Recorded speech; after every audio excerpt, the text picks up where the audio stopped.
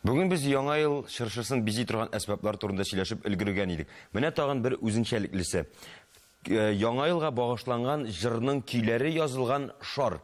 Андый шарлар бик күп, әгәр дә кемдә булса ноты таный икән, шарны кулына алып, җырны башкарала бик уңайлы һәм рәхәт. Һәм әлеге бүләкне безгә чит илдә яшәүче милләттәшебез Бельгиянең Брюссель шәһәреннән Лилия апабыз Вәлиева алып килде. Бүләкләр өчен бик зур рәхмәт. Монда җырлар бик күп күренә.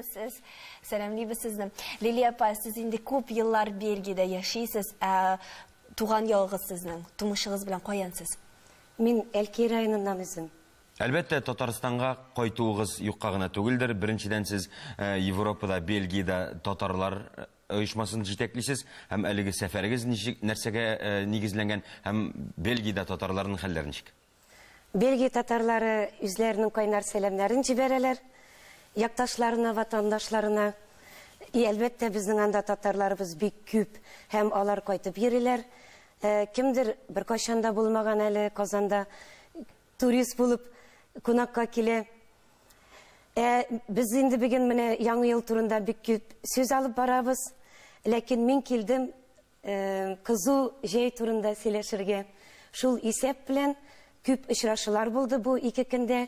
Безнең Испаниянең Урта диңгез буендагы урнашкан балалар лагерында татар теле өйрәнәбез. Субханалла. Кемнәр ул лагерьга бара ала, кемнәр анда ял итә, шуның хакта да сөйләп китегез әле. Нинди лагерь ул гомумән? 2-3 ел элек без аны бик гади форматта гына башлаган идек, ләкин хәзер инде ул зурайып китте. Төрле илләрдән анда балалар киләләр. Европа балаларына кушылып, әлбәттә, Татарстаннан тел белүче балалар киләләр. Безгә ул бик мөһим, чөнки татар телен балалар үзара тизрәк өйрәнәләр. Ул лагерь безнең 2 ай буена сузыла, чөнки балаларга, ата-аналарга ул бик шайлы. Кемдер балаларын үзе алып килә, күбесе инде самолетка утыртып, стюардесса белән заталар. Без аларны аэропорттан каршы алабыз. Балаларның возрастларында шик юк. 7 яшьтән 17 яшькә хәтле. Мәктәп баласы бара дигән. Мәктәп балалары һәм көнедә саналмаган, кемдер 10 көнгә килә, кемдер 1 айга килә. Ансы да бик җайлы. Мәсәлән, элекке без әбиләргә, авылларга балаларыбызны зата идек. Җәйгә кунакка каникул вакытында. Хәзер инде диңгез буена, чөнки аларга да бит йөзү, шумып уйнау, кояшта кызыну бик мөһим. Татар балалары өчен ул инглиз теле практикасы ничек? Без ул лагерьне татар телендә алып барабыз. Бары тик татар телендә. Әлбәттә инде Испания телләре һәм инглиз телләренә дәресләр бирәбез. Татар теле безгә бик мөһим, шуңа күрә безгә мондагы Татарстанның Мәгариф министрлыгыннан әйдәмәннәр җибәрәләр. Әгәр дә кирәк булса, алып бару серләрен төшендерергә, татарча һәр вакыт кире сөйләшеп йөрергә безне дә чакыраларсыз, без каршы түгел. Конкурслар узсагыз, бездә шат булыр иде. Әле конкурста барымы? Юк, шаярып кына әйтәм инде. Ишекләр ачык бөтен кешегә. Теләк кенә булсын, татар теле белән дус булырга. Лилия апа, без сезнең белән һәр вакыт элемтәдә имәсез, әйткән сүзегез дә бар. Бельгия ул Европаның нәкъ уртасында. Шуңа күрә мин бөтен хәбәрләрне белеп торам дип әйтәсез. Менә татарлар дөньясында нинди чаралар үткәрелә хәзерге вакытта Европада? Әлбәттә инде без бер-беребез белән аралашып яшибез. Мәсәлән, октябрьдә Берлинда бик зур татар концерты булды.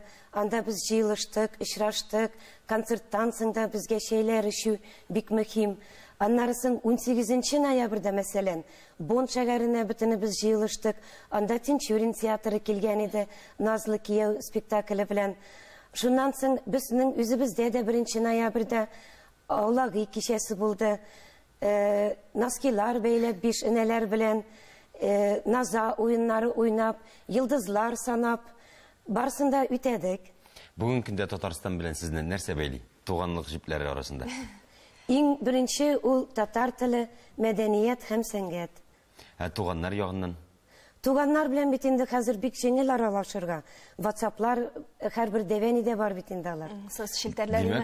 Үзегезнең әнигез монда исән-сау Казанда яши. Әйе, әнием дә, сіңілім Алсу да, сіңілім Гүзәл дә, барысы белән дә һәр көнне аралашабыз. Лилия апа, 15 елдан артык инде сез Бельгиядә яшисез, менә читтә яшәп татар телен шул камил дәрәҗәдә саклап кала алгансыз. Серләре? Мин бер бәхетле әнидер инде, 2 кызым да минем татарча сөйләшәләр, җырлыйлар, татар ашлары пешерә беләләр. Регина кызым укучы Яки булып... бу әлки мишәренең кирелеге, үҗәтлегедер. Рәхмәт. Комплимент кебек кабул итәм. Регина укучы булып киткән иде. Ул анда инде татар телен тагын да арттырды, остаз булды. Ничек алай килеп чыккандыр, ул аның татар теленә, сәнгатенә, гореф-гадәтләренә зур мәхәббәтедер инде. Амели кызым анда туган иде. Ул да хәзер инде яза белә, укый белә, татар җырларын җырлый. Хәтта былтыр инде татар моңында үзенә бер диплом алырлык матур иттереп сәхнәгә чыгып җыр да җырлады. Лилия ханым, ерак араларны якынайтып килгән өчен бик зур рәхмәт. Һәм сезнең менә бөтен Татарстанга гына түгел, бөтен Яңа гасыр телерадиосын караучы тамашачыларга мөрәҗәгатегез, рәхим итегез. Нәрсә әйтер идегез? Бергә дус булып, туган булып яшик. Безнең ишекләр ачык. Татарстаннан бик күп балалар киләләр безнең лагерьга. Быел да 18 елда рәхим итегез. Һәр берегезне матур иттереп туганнарча каршы алабыз. Самолеттан каршы алып, татар гореф-гадәтләренә чумдырып. Испаниядә да андый мөмкинлекләр бар. Әйе, мин үзем Бельгиядан, ләкин күреп торасыз, чикләр юк. Рәхмәт. Чыннан да шулай тырышып, тырмашып эшләгән кешегә, максат куйган кешегә чыннан да чикләр юк. Тапшыруда кунакта Бельгиядә яшәүче татар милләттәшебез Лилия ханым Вәлиева